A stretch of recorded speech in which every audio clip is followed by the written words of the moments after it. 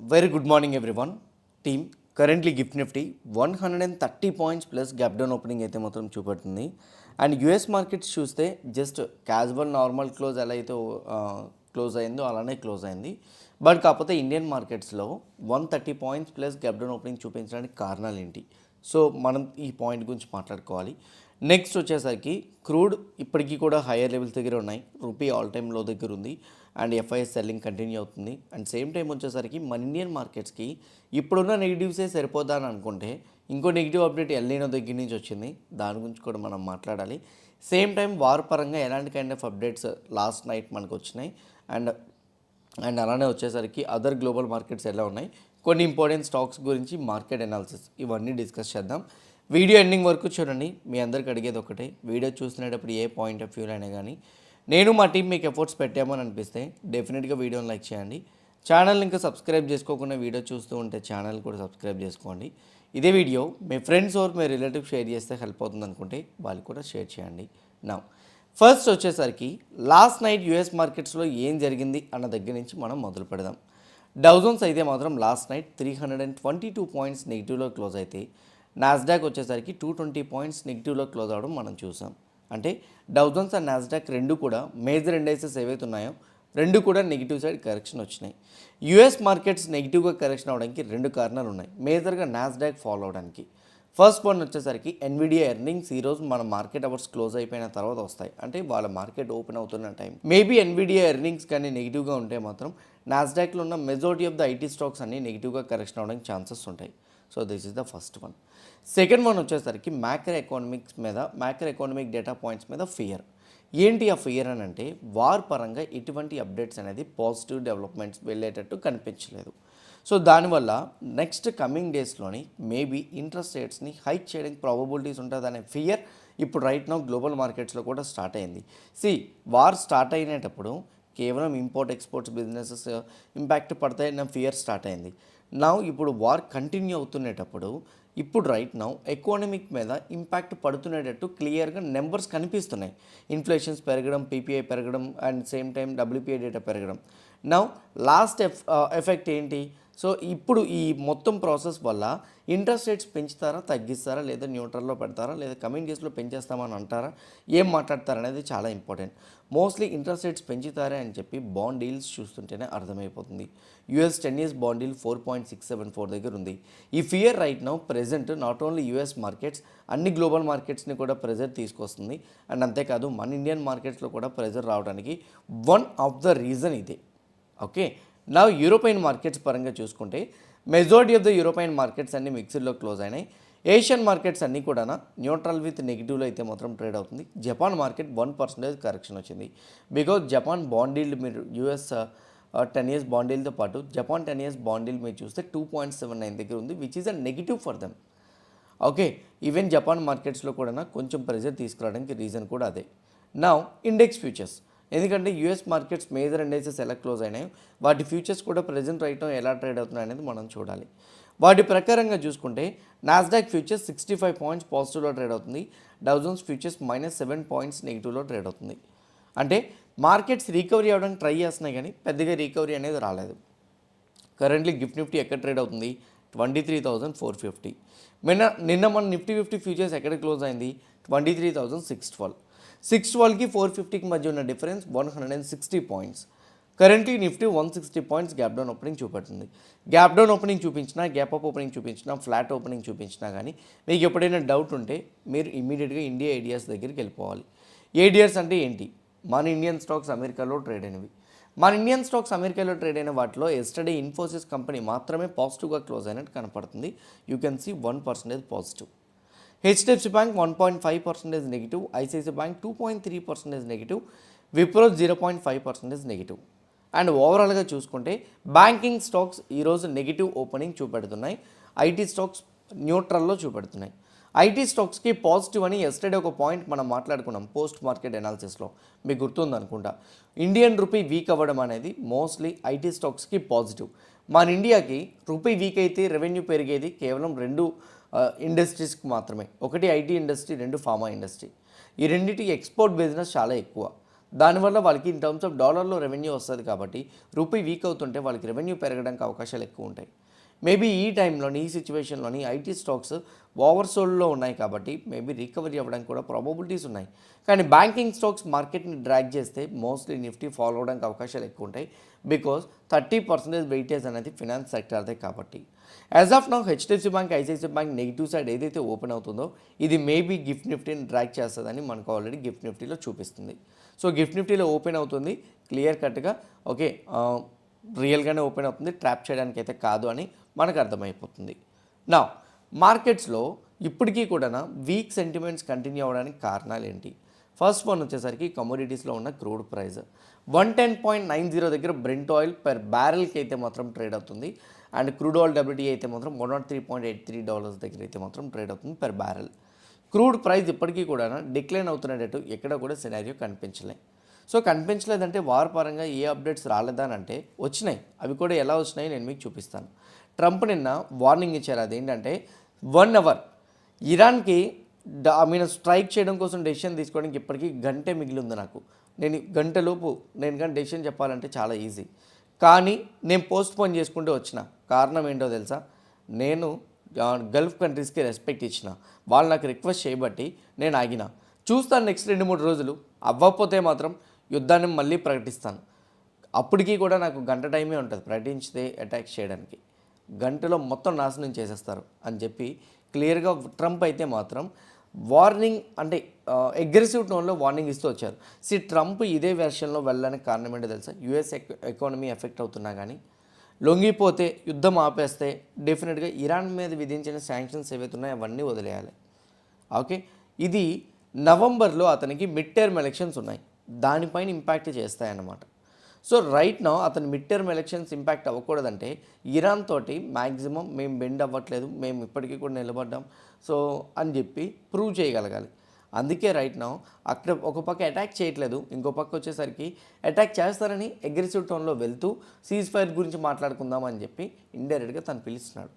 On the other side Scott Besant చెప్తున్న దాని ప్రకారంగా ఉన్నదాన్ని ఇంకొంచెం పెంచడం అంటే ఇదే. ఇతను ఏం చెప్పాడంటే ఇప్పటికే ఇరాన్ని ఎకనామిక్ పరంగా చాలా వరకు మేము డిస్టర్బ్ చేసేసాం, ఇంకా డిస్టర్బ్ చేయాలంటే ఇంకా ఏ విధంగా శాంక్షన్స్ని పెంచితే వాళ్ళు డిస్టర్బ్ అవుతారన్న దాని గురించి మేము ఇప్పుడు ఆలోచిస్తున్నాం. సో ఇంకా ఎక్కువ పెంచడానికి ట్రై చేస్తామని చెప్పి యుఎస్ ట్రెజరీ సెక్రటరీ స్కాట్ బీసెంట్గా చెప్పడం జరిగింది. ఆన్ ద అదర్ సైడ్ ఈ నెగిటివ్స్లో ఒక పాజిటివ్ అనిపించింది. అదేంటంటే అతను కూడా కొంచెం నెగిటివే మాట్లాడారు. JD Vance US vice president, ఇతను ఏం మాట్లాడారంటే ఇప్పుడు రైట్ నౌ ప్రాసెస్ మొత్తం ఏదైతే ప్రోగ్రెస్ ఉందో నెగోషియేషన్ ప్రోగ్రెస్ ఇది రైట్ నౌ కొంచెం పాజిటివ్ వేలో వెళ్తుంది. మేబీ నెగోషియేషన్స్ కానీ ఫెయిల్ అయితే మాత్రం మిలిటరీ యాక్షన్స్కి మేము కూడా సిద్ధమై ఉంటాం. బట్ కాకపోతే good progress, a lot of good progress అని ఏదైతే చెప్పారో ఆన్ గోయింగ్ టాక్స్లో మేబీ ఇది చిన్నది పాజిటివ్గా రెప్యుటేషన్ తీసుకురావచ్చు అని అనుకుంటున్నా. కానీ స్టేట్మెంట్స్ ఇప్పటికీ కూడా నెగిటివ్గా ఉండడంతో అగ్రెసివ్ టోన్తో మాట్లాడుకోవడంతో ఇరాన్ కూడా మీరు ఏది చేసినా మేము సిద్ధంగానే ఉన్నాం, మీరు మా దాని మీద ఏం అటాక్ చేసినాం మేము మీ దాని మీద అటాక్ చేయడానికి రెడీగా ఉన్నామని చెప్పి ఇరాన్ సైడ్ నుంచి కూడా అదే స్టేట్మెంట్స్ ఉండడంతో అక్కడే రైట్ నౌ మార్కెట్స్ వచ్చేసరికి ఫియర్తో ఉండిపోయినాయి. ఓకే, ఇది ఇంత తొందరగా ఇది సెటిల్ అవ్వదు, ఇంకా కంటిన్యూ అవుతుంది అనే రీజన్ తోటే. ఆన్ ద అదర్ సైడ్ మార్కెట్స్కి ఇంకో షాక్ కూడా వచ్చింది. అదేంటంటే ఇంతకు ముందు లాస్ట్ వీక్ యూకే వాళ్ళు స్ట్రైట్ ఆఫ్ హార్మోజ్లో వార్షిప్స్ని డిప్లాయ్ చేస్తామని చెప్పారు. ఇప్పుడు right now complete NATO countries, North Atlantic Treaty Organization countries ఏవైతే ఉన్నాయో ఆ కంట్రీస్ అన్నీ కూడా జూన్ ఎండింగ్కి కానీ జూలైకి కానీ ఇలానే కంటిన్యూ అయితే మేమందరం కలిపి పోరాడతాం దీని గురించి అని చెప్పి నాటో వాళ్ళు స్టేట్మెంట్ ఇవ్వడం జరిగింది. అంటే ఇష్యూస్ ఒక కంట్రీ కాస్త లాట్ మోర్ కంపెనీస్ ఇందులో కంట్రీస్ యాడ్ అవుతున్నట్టు కనపడుతుంది. ఇది కూడా మార్కెట్స్కి రైట్ నౌ ఒక ఫియర్ని తీసుకొస్తుంది. మేజర్గా మన ఇండియన్ మార్కెట్స్కి ఇప్పటికే ఆయిల్ ప్రైజెస్ స్టార్ట్ అయింది. ఒకసారి ₹3 పెట్రోల్ పెర్ లీటర్ పెంచితే ఇంకోసారి 90 పైసలు పెంచారు. ₹3.90 ఇప్పటికి పెంచారు. ఇంకా పెంచడానికి అవకాశాలు ఉంటాయి ఒకవేళ ఇదే కానీ కంటిన్యూ అయితే. ఇది కూడా మార్కెట్ ఒక పక్క ఫియర్ని క్రియేట్ చేస్తుంది.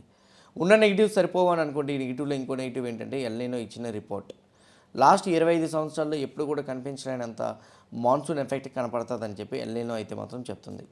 దీనివల్ల ఇండియాకి ఇన్ఫ్లేషన్ పెరిగే అవకాశాలు ఎక్కువగా ఉంటాయి.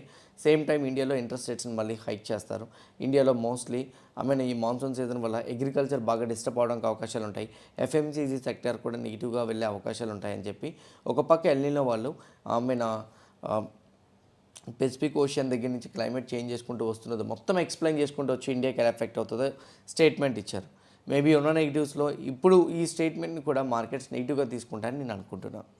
On the other side FIA చూస్తే 2457 crores మార్కెట్లో ఎస్టర్డే సెల్ చేస్తే డిఏ 3801 crore మార్కెట్లో బై చేయడం జరిగింది.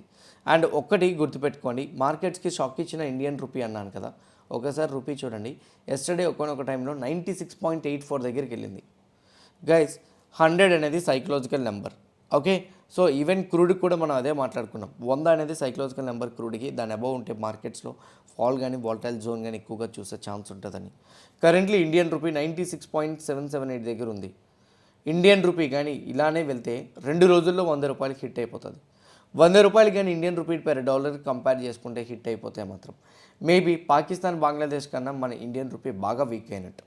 సో వాటికన్నా మన ఇండియన్ రూపీ ఇంతలా వీక్ అయిందంటే మార్కెట్స్లో ఎఫ్ఐఎస్ అగ్రెసివ్ టోన్లో షార్ట్ చేయడానికి అవకాశాలు ఎక్కువ ఉంటాయి. స్టాక్స్లో కూడా సెల్ చేయడానికి అవకాశాలు ఎక్కువ ఉంటాయి. ఇది సైకలాజికల్గా మార్కెట్ని ఇంకో 3 to 4% క్రాష్ అయ్యే విధంగా చేయడానికి అవకాశాలు ఉంటాయి. కరెంట్లీ గిఫ్ట్ నిఫ్టీ కూడా ఫాలో అవ్వడానికి ఈ ఫియరే as of now. Okay, so FIs selling number ఇలానే కంటిన్యూ అవుతుంది అనేది మేజర్ రీజన్తో. నా as per right now F&O positions పరంగా చూసుకుంటే 2.16 lakh positions FI index futures side add చేయడం జరిగింది. When it comes to proprietary traders 1.86 lakh positions as of now ఓవరాల్గా నెట్ యాడ్ చేశారు. ఓవర్ నైట్లో అంటే ఎస్టర్డే మొత్తంలో ప్రొప్రైటరీ ట్రేడర్స్ మళ్ళీ సెల్లింగ్ సైడ్ టర్న్ అయిపోయారు. యాజ్ ఆఫ్ నౌ వీళ్ళిద్దరూ సెల్లింగ్ సైడ్ ఉన్నారు కాబట్టి ఈరోజు మార్కెట్ గ్యాప్ డౌన్ ఓపెన్ అవ్వడానికి అండ్ 200% ఈ సెల్లింగ్ సైడ్ ఉన్న పొజిషన్స్ కూడా హెల్ప్ అవుతున్నాయి. ఒకవేళ కానీ గ్యాప్ డౌన్తో ఓపెన్ అవ్వకపోతే మార్కెట్ ఫ్లాట్లో ఓపెన్ అయినా కానీ ఓపెన్ అయిన తర్వాత ఫస్ట్ 30 minutesలో డిక్లైన్ రావడానికి అవకాశాలు ఎక్కువగా ఉన్నాయి. ఓకే, ఎందుకంటే ఎప్పుడైనా ఎఫ్ఐఐ ప్రొప్రైటరీ ట్రేడర్స్ ఇద్దరు కూడా సెల్లింగ్ సైడ్ ఉంటే మాత్రం మోస్ట్లీ మార్కెట్స్లో ఆ ఫాల్ కంటిన్యూ అవడానికి అవకాశాలు ఎక్కువ ఉంటాయి. నా మార్కెట్స్ పరంగా చెక్ చేసుకుందాం. నా పాయింట్ ఆఫ్ వ్యూలోని నేను నిన్న ఒక సపోర్ట్ లెవెల్ డ్రా చేసిన. ఎందుకు అంటే after a good break down, okay, so మార్కెట్లో వచ్చిన బ్రేక్ డౌన్ తర్వాత మీరు చూస్తే బ్రేక్ డౌన్ వచ్చిన తర్వాత రీటెస్ట్ అయింది, మళ్ళీ ఫాలో అయింది, మళ్ళీ రీటెస్ట్ అయింది, ఫాలో అవడానికి ట్రై చేస్తుంది. ఇది రెసిస్టెన్స్ లెవెల్. నిఫ్టీకి 23,800 ప్యూర్ రెసిస్టెన్స్ లెవెల్. ఈ లెవెల్ బ్రేక్ అయితే అప్ సైడ్ మనం బుల్లిష్ మొమెంటం ఎక్స్పెక్ట్ చేస్తాం. రైట్ నా అది బ్రేక్ అయినట్టు కనిపించలేదు. ఎస్టర్డే కూడా లాస్ట్ 1 hourలో ఆ రెసిస్టెన్స్ లెవెల్ దగ్గర నుంచి Nifty 130 points gap down open అయింది. ఈరోజు మార్కెట్ గ్యాప్ డౌన్ ఓపెన్ అయింది అనుకోండి, 2 scenarios ఉన్నాయి. మళ్ళీ సపోర్ట్ లెవెల్ని టచ్ చేసి బౌన్స్ అవ్వడానికి, అది gap down and run. Mostly అలా జరిగితే డేలో మనకి చాలా తక్కువ ఎంట్రీ పాయింట్స్ చూసే ఛాన్స్ అయితే మాత్రం ఉంటుంది. నా ఒకవేళ కానీ మార్కెట్ గ్యాప్ డౌన్తో ఓపెన్ అయితే రికవరీ అవ్వడానికి ట్రై చేసిందని అనుకోండి, previous day closing price hit చేయకపోతే అప్ సైడ్ మేబీ మళ్ళీ మార్కెట్ బీరిష్ ట్రెండ్లో ఉండడానికి ఛాన్సెస్ అయితే ఉంటాయి. పొజిషనల్గా మార్కెట్లో పొజిషన్స్ ఎవరైనా తీసుకుందామని అనుకుంటే as of now Nifty 23,800 to 23,285 in బిట్వీన్లోనే ట్రేడ్ అవ్వడానికి ఛాన్సెస్ అయితే మాత్రం ఎక్కువగా ఉన్నాయి. ఇది నిఫ్టీ 50కి అయితే మాత్రం. వెన్ ఇట్ కమ్స్ టు సెన్సెక్స్కి 76,300 క్రూషియల్ సపోర్ట్ లెవెల్ ఆల్రెడీ అది బ్రేక్ అయిపోయింది. నా యాజ్ ఆఫ్ నౌ దాని బిలో 73,970 అంటే 74,000 ఈ రేంజ్లోనే మోస్ట్లీ సెన్సెక్స్ కూడా ట్రేడ్ అవ్వడానికి ఛాన్స్ ఉంది. ఎనీథింగ్ రీసెంట్ స్వింగ్ లోస్ కానీ బ్రేక్ చేయగలిగితే నిఫ్టీలో అయినా సెన్సెక్స్లో అయినా మోర్ సెల్ ఆఫ్ చూడడానికి ఛాన్స్ ఉంటుంది. బ్యాంక్ నిఫ్టీలో ఇప్పుడు right now one support level which we have to understand which is 53,000 psychological number. ఈరోజు కానీ బ్యాంక్ నిఫ్టీ 53,000 బిలో కానీ ఫస్ట్ 1 hour హోల్డ్ అవ్వగలిగితే మేబీ బ్యాంక్ నిఫ్టీలో రీటెస్ట్ చేసి కూడా ఫాలో అవడానికి ఛాన్స్ అయితే మాత్రం ఎక్కువగా ఉంది. సో ఇది మేజర్గా ఉన్న అప్డేట్స్ అయితే మాత్రం. When it comes to the bit coin, currently US markets drag చేయడం బిట్ కాయిన్లో కూడా ఫాలో వస్తుంది. కానీ నాకు తెలిసి బిట్ కాయిన్లో వస్తున్న ఫాల్లో మేజర్గా స్ట్రాంగ్ క్యాండిల్స్తో అయితే కనిపించట్లేదు. మీరు చూస్తే లోవర్ సైడ్ విక్స్ ఎక్కువగా కనపడుతున్నాయి. ఎప్పుడైతే లోవర్ సైడ్ విక్స్ కనపడుతున్నాయో బిట్ కాయిన్లో వస్తున్న ఫాల్ అనేది కొంచెం బయర్ స్టెప్ ఇన్ అవ్వడానికి ట్రై చేస్తున్నారు ఆ ఫాల్ని అని మనకు అర్థమవుతుంది. కానీ we want only one confirmation. ఈ వీక్ క్యాండిల్స్ని డామినేట్ చేస్తూ ఒక స్ట్రాంగ్ బుల్లిష్ క్యాండిల్ కానీ రివర్సల్లో కానీ కనపడితే మాత్రం we can expect 82,000. or else you can expect the first fall if it breaks 76,000. 76,000 level కానీ ఒకవేళ కానీ బ్రేక్ చేయగలిగితే మాత్రం you can expect the first fall in bit coin. So on the other side gold పరంగా చూసుకుంటే gold మళ్ళీ make level దగ్గర ఉంది. ఆల్మోస్ట్ గోల్డ్ ఎస్టర్డే 4500ని బ్రేక్ చేసినట్టే మనకు కనపడుతుంది. బట్ స్ట్రాంగ్ క్యాండిల్తో బ్రేక్ చేయలేదు. కానీ గోల్డ్ అండర్ పెర్ఫార్మెన్స్ చేయడానికి ఛాన్స్ ఉంటుంది. ఇది ఆల్రెడీ ఎస్టర్డే పోస్ట్ మార్కెట్ అనాలిసిస్లో మాట్లాడుకున్నాం. ప్రెజెంట్ రైట్ నా క్రూడ్ అలానే 110 దగ్గరే ఉంటుంది కాబట్టి రూపీ 96.7 దగ్గరే ఉంది కాబట్టి ఈ రూపీ వీక్ అవ్వడం కంటిన్యూ అవుతుంటుంది. సో యాజ్ ఆఫ్ నా వచ్చేసరికి ఈ క్రూడ్ ప్రైస్ హైయర్ లెవెల్లో ఉంటుంది. ఎకానమీ కూడా డిస్టర్బ్ అవుతుందని వెళ్ళిన మాన్సూన్ రిపోర్ట్ బట్టి కూడా అర్థమవుతుంది. ఆన్ ద అదర్ సైడ్ నెంబర్స్లో కూడా కనపడుతుంది కాబట్టి గోల్డ్ అండర్ పెర్ఫార్మెన్స్ చేయడానికి ఛాన్స్ ఎక్కువ ఉంటుంది. వార్ సిచ్యువేషన్స్ పాజిటివ్గా డెవలప్ అవ్వనంత వరకు గోల్డ్లో మీరు అండర్ పెర్ఫార్మెన్సే చూడొచ్చు. క్రూషియల్ సపోర్ట్ లెవెల్ అయి ఉన్న $4,500 గోల్డ్ ఏదైతుందో అది బ్రేక్ అయిపోయింది కాబట్టి నెక్స్ట్ ఫాల్ 4,352K మనం డైరెక్ట్గా ఎక్స్పెక్ట్ చేయొచ్చు. When it comes to silver, as of now సిల్వర్కి ఇంపార్టెంట్ సపోర్ట్ లెవెల్ 70. అక్కడి వరకు సిల్వర్ అండర్ పెర్ఫార్మెన్స్ చేయడానికి ఛాన్సెస్ కూడా ఉన్నాయి. అది కూడా బ్రేక్ అయితే ఒకవేళ సిల్వర్కి నెక్స్ట్ ఫాల్ 66. గోల్డ్, సిల్వర్, బిట్కాయిన్లో మీరు యాక్టివ్గా ట్రేడ్ చేద్దామని అనుకుంటే కింద కామెంట్ బాక్స్లో నేను డెల్టా ఎక్స్చేంజ్ రిఫరల్ లింక్ ఇస్తున్నా. ఆ లింక్ క్లిక్ చేసి కానీ మీరు అకౌంట్ ఓపెన్ చేసుకోగలిగితే మీకు 3 బెనిఫిట్స్ ఉన్నాయి. ఒకటి, ఎక్స్పైరీ ఉండదు. సో ఎక్స్పైరీ దగ్గరికి వస్తుందేమో అన్న భయం ఉండదు మీకు. సెకండ్ వన్ వచ్చేసరికి మీరు ట్రేడ్ చేసుకోవడానికి లెవరేజ్ ఉంటుంది. గోల్డ్లో 50 టైమ్స్, సిల్వర్లో 50 టైమ్స్, బిట్కాయిన్లో 200 టైమ్స్. థర్డ్ వన్ వచ్చేసరికి మీకు ఉన్న మేజర్ బెనిఫిట్ ఎక్స్పైరీతో పాటు 24/7 ఇది ఓపెన్ అయి ఉంటుంది. ఏ టైంలో గ్లోబల్ మార్కెట్ సిచ్యువేషన్స్ ప్రకారంగా గోల్డ్ అండ్ సిల్వర్ ఎఫెక్ట్ అయినా కానీ మీరు ఇమీడియట్గా మీ పొజిషన్స్ని ఎగ్జిట్ చేసుకోవడం లేకపోతే ఇక్కడ స్టాప్ లాస్ మెయింటైన్ చేసి పెట్టుకోవడానికి మీకు హెల్ప్ అవుతుంది. ఇది అనదర్ పాయింట్ అయితే మాత్రం. నా ఇంపార్టెంట్ స్టాక్స్ గురించి మాట్లాడుకుంటే ఈరోజు కొన్ని కంపెనీస్ ఒక ఎర్నింగ్స్ రిలీజ్ అయినాయి. వాటి గురించి ఫస్ట్ మాట్లాడదాం. ఇక్కడ కొన్ని స్టాక్స్ పైన డిస్ప్లే అవుతున్నాయి చూడండి. ఈ కంపెనీ ఎర్నింగ్స్ ఉన్నాయి. ఎవరైనా కానీ పొజిషన్స్ క్యారీ ఫార్వర్డ్ చేసేటట్టు ఉంటే మాత్రం కొంచెం కాషియస్గా ఉండడానికి ట్రై చేయండి. నా ఆన్ ద అదర్ సైడ్ ఇక్కడ మీరు క్లియర్గా చూస్తే నోవలిస్ కంపెనీ అనేది హిండాల్కో యొక్క సబ్సిడరీ కంపెనీ యూఎస్లో ఉంది. రెవెన్యూ 4% పెరిగింది, ఎబిటా 3% డ్రాప్ అయింది.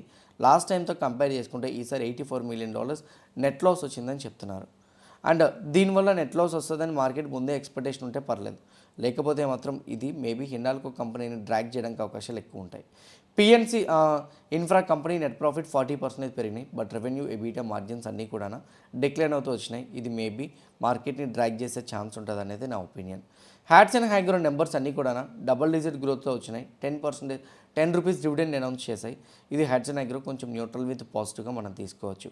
బీపీసీఎల్ నెంబర్స్లో నెట్ ప్రాఫిట్ 57% డిక్లైన్ అయింది. దానికి వన్ టైం లాస్ 4,379 crores అని చూపిస్తున్నారు. ఈ రీసెంట్గా లేబర్ కోడ్స్ ఇంప్లిమెంటేషన్ అయినాయి కదా, దానివల్ల ప్రతి కంపెనీ కూడా వన్ టైం లాస్ వచ్చినాయి. సో దాన్ని పక్కన పెట్టేస్తే నెంబర్స్ అయితే మాత్రం న్యూట్రల్గా వచ్చినట్టు అర్థం. బట్ స్టిల్ బీపీసీఎల్ని కొంచెం డ్రాగ్ చేసే ఛాన్స్ అయితే మాత్రం ఉన్నది.